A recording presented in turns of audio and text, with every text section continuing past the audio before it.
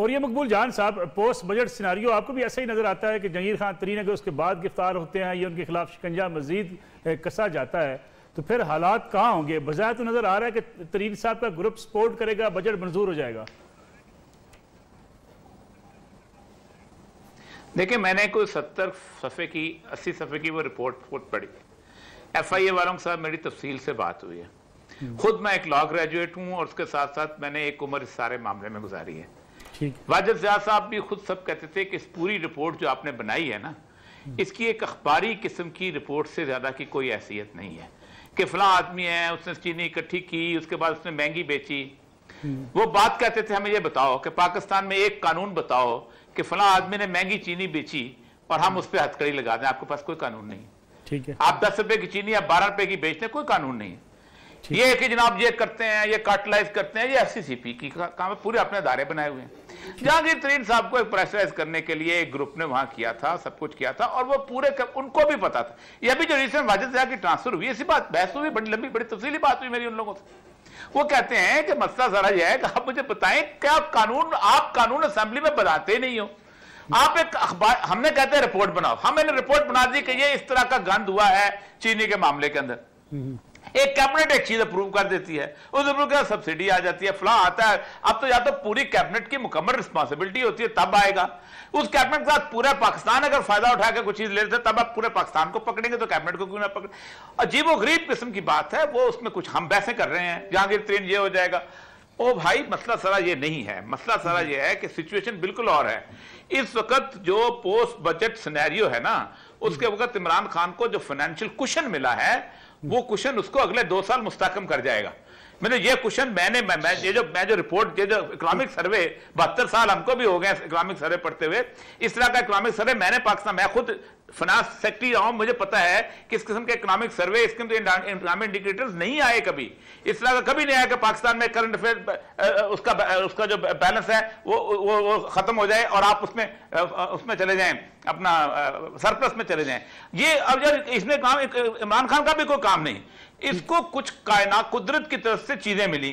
Covid आ गया, आपके बांग्लादेश बंद हो गया, फला बन गया, आपके एक्सपोर्ट बढ़ गई।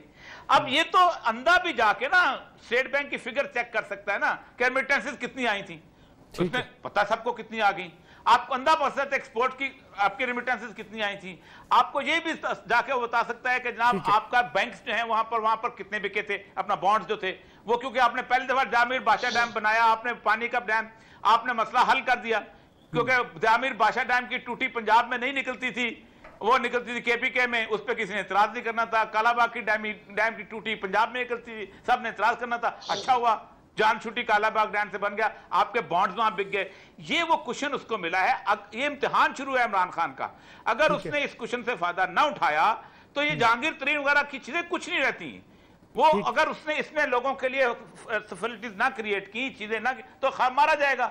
अगर कर गया तो बहुत कुछ बात है। मकबूल जान साहब, ये मकबूल जान साहब, ये डिप्टी स्पीकर के खिलाफ अदम एतमाद की तहरीक अपोजिशन का जज्बाती फैसला है या कोई आप सियासत में कोई नई तब्दीली देख रहे हैं? नहीं, मुझे नहीं लगता कि मैं टेस्ट केस है और टेस्ट केस बार बार उनका ऐसे नाकाम हुआ है। अच्छा, और ये सब आपको आवाज आ रही है? केस के तौर पे उन्होंने लिया है टेस्ट केस शायद। जी मुझे तो आ रही है, आपको आ रही है? और ये मकबूल जान साहब को आवाज आ रही है? हेलो जी, मुझे आ रही है आवाज। जी आप बताएं। आ रही है, और ये सब की आवाज तो आ रही है। हेलो, ये हम सुन रहे हैं और ये सब आपको हम सुन रहे हैं। अब आ रही है? अच्छा, जी साहब, मैं ये कह रहा था कि ये तो एक अचानक डिप्टी स्पीकर के खिलाफ अदम एतमाद एक अलामती तौर पे लाए गए हैं। शायद में अपने आप को टेस्ट करना चाहते हैं कि इस तरह की थोड़ी सी अत्थर पत्थर हो जाएगी, असेंबली में कोई एक्टिविटी बनेगी, वरना मुझे नहीं लगता। देखिए, असल मसला जो कराची की बात कर रहे हैं ना, कराची और पूरे सिंध पाकिस्तान की, लगता यूं है कि तमाम नेशनल लेवल की पार्टीज ने सिंध को बिल्कुल इग्नोर कर दिया। PTI हो या मुस्लिम लीग नून हो, स्वाय उसको पीपल्स पार्टी और MKM के, पहले MKM के रहमत पे छोड़ा हुआ था, अब पीपल पार्टी और कराची को तो अब सच्ची बात यह है कि वहां तो एक पार्टी पोजीशन देखने की नजर नहीं आती। मैं अभी पिछले दिनों कराची गया हुआ था, मुझे लगता यह है कि अगर ये कुछ अरसे तक कराची की सूरत ऐसी रही तो खुदा ना खास्ता एक 1986 की बुछलाजादी फिर हो जाएगी। और वो मुझे फीलिंग्स नजर आई है। मैं एक अजनबी था, मैं वहां पर घूमा हूं, 2-3 दिन रहा हूं और मैंने वो फीलिंग्स देखी हैं। और बुशरा ज़ादी बनते को देर नहीं लगती होती। आपने जिस तरह उसको अबंडन कर दिया हुआ उस शहर को और जिस तरह उनकी सेख खत्म हो चुकी हुई है, आप सोच नहीं सकते होता क्या है। छोटी छोटी बातें होती हैं, छोटे छोटे मामलात होते हैं और वो एक इज्तिमाई गुस्से के अंदर तब्दील हो जाया करते हैं। और वो इज्तिमाई गुस्सा जो है वो ना इमरान खान से संभाला जाएगा, ना फिर जरदारी से संभाला जाएगा, ना नवाज शरीफ से संभाला जाएगा। तो इसको खुदा के लिए इसके ऊपर कम से कम पीपल पार्टी पे सबसे ज्यादा रिस्पॉन्सिबिलिटी बनती है। पीपल पार्टी कराची को तवज्जो दे, ये उन्हीं का शहर बन सकता है, लोग उन्हीं से मोहब्बत कर सकते हैं। लेकिन नहीं, वो एक सूरत हाल नहीं है। तो असल में फवाद चौधरी साहब भी आए बाएं छाएं मार रहे हैं। सुप्रीम कोर्ट क्यों आएगी उसके अंदर? सुप्रीम कोर्ट का शहर है कोई, शहर तुम्हारा है। पीटीआई जीती हुई है, पीटीआई के एमएनए एमपी ऐसे हैं कि जैसे लगारी साहब ने ठीक कहा कि ना ये गिन सकते हैं ना मैं गिन सकता हूं उनको, और ना उनको कुछ जानता है, अपने बस धुन में मगन है। वो समझते हैं यही तो वजह है कि मोटरसाइकिल चलाने से लेके तो बाकी सब कुछ करते हैं, शहर का उनको कुछ पता नहीं होता। ठीक है नज़ीर लगारी साहब, आपको भी लगता है कि इंतखाबात वक्त से पहले नहीं होंगे?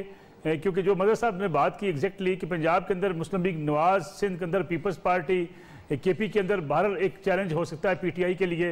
बलूचिस्तान अब भी डिवाइडेड है मुख्तलिफ ग्रुपों के माबैन।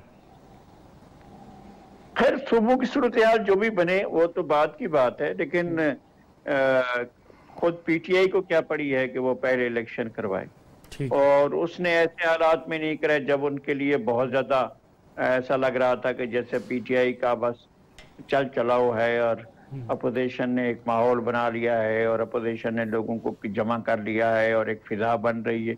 जब फिजा बन रही थी या फिजाएं बनाई जा रही थी उस वक्त तक तो पीटीआई ने हुकूमत नहीं छोड़ी, और उस वक्त तक तो नहीं कहा कि हम जो है वो बाई इलेक्शन करवाने जा रहे हैं या इलेक्शन करवाने जा रहे हैं। न तो इस वक्त कोई मिड टर्म इलेक्शन का कोई कंसेप्ट है और ना ही इस वक्त जो है वो एनुअल जो बाकायदा रूटीन के इलेक्शन है, वो रूटीन के इलेक्शन भी नहीं हो सकते हैं इसलिए कि उसके 5 साल पूरे नहीं हुए। मिड टर्म इसलिए नहीं हो सकते हैं कि कौन मिड टर्म के लिए जो है अगले 2 साल के लिए इक़्तिदार से कौन संभालने के लिए तैयार होगा। ये पीएमएलएन भी तैयार नहीं होगी, और अगर पीएमएनएल इसलिए तो वोट अपना कॉन्फिडेंस की तरफ नहीं जा रहे हैं, वहां से शुरू किया है डिप्टी स्पीकर से, और हो सकता है डिप्टी स्पीकर के उसमें उनको कुछ मार्जिन मिल भी जाए, लेकिन वो उसके ऊपर वो खुद नहीं चाहते हैं कि इमरान खान को चेंज किया जाए। वो तो 5 साल देने को तैयार है ये पूरे के पूरे। आगे ये चाहते हैं कि इमरान खान का चेहरा कुछ नया ना हो जाए और कुछ मेकअप ना हो जाए और कुछ उसके अंदर कुछ ज्यादा रंगामेजी ना हो जाए कि हमारे कुछ वोट फिर कटना शुरू हो जाए। तो उस सूरत हाल में वो नहीं चाह रहे। मेरे ख्याल में तमाम जमातों के लिए सिनारियो बदलेगा और सूरत हाल यकीनन चेंज होगी तमाम जमातों के लिए, ये नहीं रहेगी। और पंजाब में भी इसी तरह से जो डोमिनेशन है यकसा इनकी पीएमएलएन की, वो भी इस तरह से नहीं रहेगी, और ना ही पीपल्स पार्टी इसी तरह से जैसे सिंध में इस तरह से अगर उसने आगे कुछ नहीं करना है तो वो भी सूरत हाल नहीं रहेगी। ना पीटीआई वहां पर खैबर पख्तूनख्वा में कि न वो लोग खैबर पख्तूनख्वा में उनकी बात सुनेंगे। सूरत हाल तब्दील होगी बहरहाल। और ये सब फिर तो सत्य खैरा अपोजिशन हुकूमत गिराना नहीं चाहती। इमरान खान साहब के लिए तो मजबूती। देखें, अपोजिशन के लिए बुज़दार से बेहतर कौन होगा कि बुज़दार अगर 2 साल और गुजार जाए तो जाहिर बात आप मुझे बताएं कि अगर नवाज शरीफ ऊपर हुक्मरानी कर रहा होता और नीचे पंजाब में शहबाज शरीफ की जगह बुज़दार होता तो नवाज शरीफ का क्या असर होता है इस वक्त? आप खुद सोचे ना, उसको फिक्र लगी होती है कि मैं इलेक्शन कैसे लड़ूंगा। तो इमरान खान साहब ने बुज़दार ला के बैठाया, वो तो चाहते हैं कि बुज़दार रहे, और इसी पे तो सारा इशू था। अब वो नहीं चाहते, अपोजिशन उसको नहीं चाहती। और वैसी बात है कि जो इतनी डरी हुई हो कि बल्दियाती इलेक्शन ना पंजाब में करा सके, वो जल्दी इलेक्शन कैसे कराएगी? आप खुद सोचे ना कि बल्दियाती इलेक्शन पंजाब में हो नहीं रहे, बाकी जगह पे कुछ नहीं हो रहा। इमरान खान साहब जो हैं वो हो सकता है वो बात सही बदल बात सही कि दिसंबर में कहीं सितंबर 2022 में कहीं करा दें, उसमें से शायद कर लें, वो भी मुश्किल है। 5 साल पूरे करेंगे वो अपने हिसाब से अगर उनको मौका मिला या हालात ऐसे हो। जो लग रहा है पीडीएम का अपोजिशन का लगता यही है कि ये चाहते हैं कि 5 साल पूरे हों ताकि हम जरा सा एक नए उससे। और इतने अच्छे बजट के बाद भी पंजाब में बल्दियाती इंतखाबात पीटीआई नहीं जीत सकती। नहीं देखिए, बल्दियाती इंतखाब में है ये पाकिस्तान के सबसे ज्यादा कंट्रोवर्शियल, जितने कत्ल हुए हैं, नवाब रिसानी का कत्ल उठा लें, नवाब बुख्ती वाला अपना इशू उठा लें, पंजाब के अंदर मुख्तलिफ लगारियों वाले जितने भी लगा रहे हैं, ये बड़ी कौंसिल लेवल के बड़े ट्रिकी होते हैं। अगर तो वो चौधरी को कहीं मिला लें, कुछ करें, तब तो शायद कुछ बन जाए उनका साथ, मतलब नहीं रह सकते।